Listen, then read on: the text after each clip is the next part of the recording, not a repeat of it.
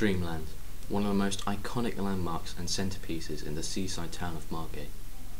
It has always been the centre of activity in Margate through most of the 20th century and a main hub for the youth culture. Things have declined since then, and most of the seaside magic is gone.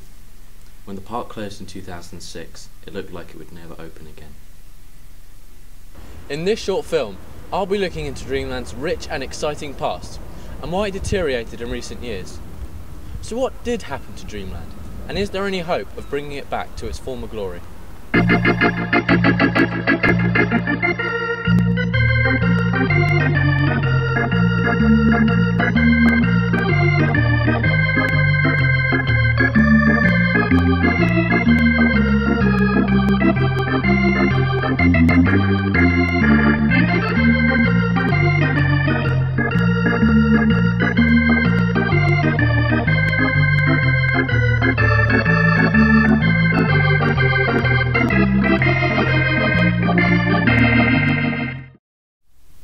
A year after the First World War, the Dreamland site was bought for £40,000 by John Henry Isles, who then invested £500,000 to create an amusement park on the seafront of Margate, to be known now as Dreamland. Opening the next year in 1920, the park was a complete success and enthralled the public with its new rides and tranquil scenery.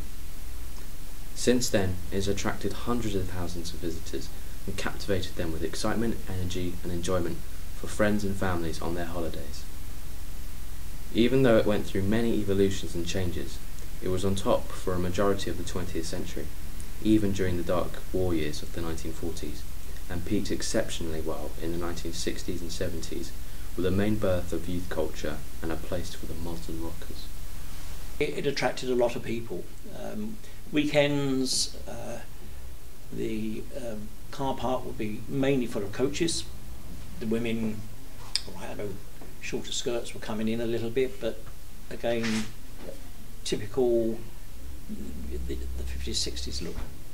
So yeah, it used to be packed, heaving is the word. Its most memorable and exciting ride has always been the Scenic Railway, which received 500,000 visitors in the first 3 months of opening. The other rides changed over the decades, with some original ones remaining, but the Scenic Railway has always been a permanent resident of the park since it opened, and an iconic monument of the Margate landscape. Fantastic ride for the age, but it wasn't new when it came here. It was brought over from Coney Island in America, and I believe it dates back to 1913. So what do the people of Margate remember the most about Dreamland? My earliest memory must have been back in 1959. When I was about 15. I can't really remember. I just went down with a friend. Oh, well, I moved down here in 1980 from the Midlands, and at the time I believe it was, I'm not sure if it was Ben Bombs or Dreamland, but it's always been there. I've always lived in Broadstairs, and my kids would go there, and we used to serve. I used to have a packaging business, used to serve the shops and all that were in Dreamland itself, so we were quite close to the people that were in there. Yeah. My parents had stalls in there, so I was always in there. I visited Dreamland in 1977 with my grandparents on a 3-hour bus ride from Ashford. Did you ever go on the Scenic Railway? Yes, I did. Yeah, that was brilliant. Yeah, how many times did you? Oh, quite a lot. Yeah. What other rides did you go on? Chairplanes and the old cup of saucers. Oh yeah, went on all the rides, done all that. What was your favourite ride? The Loop. Any other rides you went on? Oh, the Scenic Railway, of course, which is enormous. You know, it's massive. Yeah. Oh God, the 80s. We used to come down with carloads of us, basically, because where we used to live, we used to drive up here, camp on the beach for the weekend, play football on the beach all night long, and play all day. Those are just stories now, and little of Dreamland's excitement and fun remains. After declining rapidly in popularity near the end of the 90s and into the 21st century, it was rarely open and only for special events. Since the start of the millennium, people in distinguished places were discussing the future of Dreamland, knowing that it might not be around for much longer. After campaigning in March 2002, the Scenic Railway received a Grade 2 structure listing, a first for an amusement park ride, which was thought it might ensure the future of Dreamland as an amusement park. The next year, Nick Laister founded the Save Dreamland campaign, after the site owner Jimmy Godden declared the park may still close for commercial redevelopment. The campaign quickly grew to 13,000 people in the UK and around the world, as well as gaining interest and support from important organisations like English Heritage. The park was still remaining open on and off until finally it closed officially in 2006, after clinging on for so long. In 2008, however, a section of the Scenic Railway was burnt down due to what most think was caused by an arson attack. So if Dreamland was such a fun family experience and had been entertaining audiences for many decades, why did it close? I think it was just lack of investment. I think there's two strands to it. I think that the one side was that, you know, people were going abroad, so Margate as a destination was declining. We've obviously changed things now a little bit, but the other strand was, I think, that there was a desire for someone to actually build housing on that site and actually, you know, sell it off. Well, the Dreamland changed hands many times. It had many owners throughout its life. Most people remember it from the 1980s when the Benbom brothers owned the site. And more recently, somebody called Jimmy Godden owned Dreamland, and he eventually sold it to a company called Margate Town Centre Regeneration Company, who are the current landowners.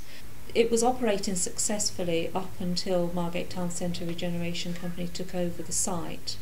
And over a period of time, some of the rides were starting to be sold off from the site. And the landowners announced that the site wasn't viable, the park wasn't viable as an amusement park, and that the only option would be to close the park and redevelop it for housing and retail units. However, the tide is now turning in favour of Dreamland. The Dreamland Trust, which emerged from the Save Dreamland campaign, has continued to encourage the public, organisations and companies to support the project. And now, by receiving the correct funding, there are plans to reopen the park in 2014 and return the excitement it once brought to the town and people of Margate. Well, it will be a traditional seaside amusement park again, so it will operate as an amusement park, will do, but it will be something else. It's more of a hybrid. So we have this heritage story to tell. So Dreamland will be an operating amusement park with historic rides, but those are just that's really just a background for other things to happen. So it'll be very much a place that people can come to for not just entertainment but learning and heritage experience, but we're also a backdrop for festivals, events and other things that can happen within the park. This project is going to have to be a team effort though. To bring back Margate's status as a brilliant host of entertainment and thrills, the project must help the community help themselves by teaching them how to work again. The ride operators and vendors of the new Dreamland will be made up from most of the unemployed community. Well, Margate is a town that's been in decline for a long time, and it's now regenerating, but what's happened over those years is long-term unemployment. So we've got the challenge that, you know, we need to engage with our community, we need to get people trained so that they are in a position to be able to apply for jobs once the jobs come online in Dreamland.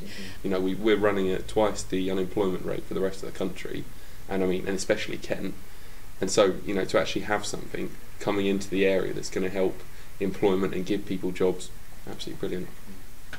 Currently, at the time of this film being made, the purchase order is still to go through to decide the ownership of the land and whether Dreamland should open as an amusement park again. But with all the funding and support so far, the public is on side to have a new rejuvenated amusement park in Margate, where yes, dreams can come true again.